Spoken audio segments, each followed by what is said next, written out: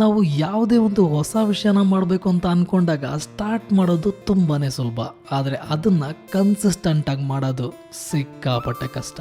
ಶುರು ಮಾಡುವಾಗ ಅದೇನೇ ಆಗಲಿ ಮಾಡೇ ಮಾಡ್ತೀವಿ ಅಂತ ಶುರು ಮಾಡ್ತೀವಿ, ಆದರೆ ಯಾವುದೋ ಒಂದು ಸಣ್ಣ ರೀಸನ್ಗೆ ಒಂದು ದಿನ ಅದನ್ನು ಬ್ರೇಕ್ ಮಾಡ್ತೀವಿ. ಹೋಗ್ತಾ ಹೋಗ್ತಾ ನಿಧಾನಕ್ಕೆ ನಾವು ಮಾಡಬೇಕು ಅಂತ ಅಂದ್ಕೊಂಡಿರೋ ವಿಷಯ ಹಳ್ಳ ಹಿಡಿಯುತ್ತೆ. ಉದಾಹರಣೆಗೆ ಹೇಳಬೇಕು ಅಂದರೆ 80-90% ಜನ ಇನ್ಕ್ಲೂಡಿಂಗ್ ಮೀ ಜಿಮ್ಗೆ ಹೋಗಿ ಸೇರ್ಕೊಂತೀವಿ, ಆದರೆ ಸ್ವಲ್ಪ ದಿನಕ್ಕೆ ಕೈ ಬಿಡ್ತೀವಿ. ಡಯಟ್ ಶುರು ಮಾಡ್ತೀವಿ, ಆದರೆ ಅದು ಕೂಡ ಸ್ವಲ್ಪ ದಿನ ಮಾತ್ರ. ಇದೇ ರೀತಿ ಸುಮಾರು ವಿಷಯಗಳಿದ್ದಾವೆ. ನಾವೆಲ್ಲರೂ ಕನ್ಸಿಸ್ಟೆಂಟಾಗಿ ಮಾಡೋದು ಮೇ ಬಿ ದುಡಿಮೆ ಮಾತ್ರ ಅಂತ ಅನಿಸುತ್ತೆ. ಇಷ್ಟಪಟ್ಟು ಮಾಡ್ತೀವೋ ಅಥವಾ ಸಂಸಾರದ ಸಂಕಷ್ಟಕ್ಕೆ ಮಾಡ್ತೀವೋ ಗೊತ್ತಿಲ್ಲ, ಆದರೆ ಕೆಲಸ ಮಾತ್ರ ಮಾಡೇ ಮಾಡ್ತೀವಿ. ಅದೇ ನಮ್ಮ ವೈಯಕ್ತಿಕ ವಿಚಾರಕ್ಕೆ ಬಂದಾಗ ಮಾತ್ರ ನಮಗೆ ಕನ್ಸಿಸ್ಟೆನ್ಸಿ ಮಿಸ್ ಆಗುತ್ತೆ.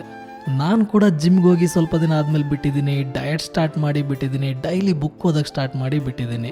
ಅಷ್ಟೇ ಅಲ್ಲ, ಯೂಟ್ಯೂಬು ಇನ್ಸ್ಟಾದಲ್ಲಿ ವಿಡಿಯೋ ಹಾಕೋಕ್ಕೆ ಸ್ಟಾರ್ಟ್ ಮಾಡಿ ಕೂಡ ಬಿಟ್ಟಿದ್ದೀನಿ.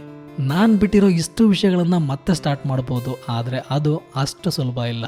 ಅದಕ್ಕೆ ನನಗೆ ನಾನೇ 100 ಡೇಸ್ ಚಾಲೆಂಜ್ನ ತಗೊಂಡು ಬೇಸಿಕ್ಕಿಂದ ಸ್ಟಾರ್ಟ್ ಮಾಡ್ತಾ ಇದ್ದೀನಿ. ಸದ್ಯಕ್ಕೆ ನನ್ನ ಗುರಿ ಬೆಳಗ್ಗೆ ಬೇಗ ಎದ್ದೇಳಬೇಕು, 4 ಕಿಲೋಮೀಟ್ರ್ ವಾಕಿಂಗ್ ಮಾಡಬೇಕು, ಹಾಗೆ ಕನ್ಸಿಸ್ಟೆಂಟಾಗಿ ವೀಡಿಯೋಸ್ನ ಅಪ್ಲೋಡ್ ಮಾಡಬೇಕು. ಇದಕ್ಕೆಲ್ಲ ನಿಮ್ಮ ಸಪೋರ್ಟ್ ಬೇಕು. ಹೇಳೋದಕ್ಕೆ ತುಂಬ ವಿಷಯಗಳಿದ್ದಾವೆ. ನೆಕ್ಸ್ಟ್ ವಿಡಿಯೋದಲ್ಲಿ ಸಿಗ್ತೀನಿ. Signing off, Chandru.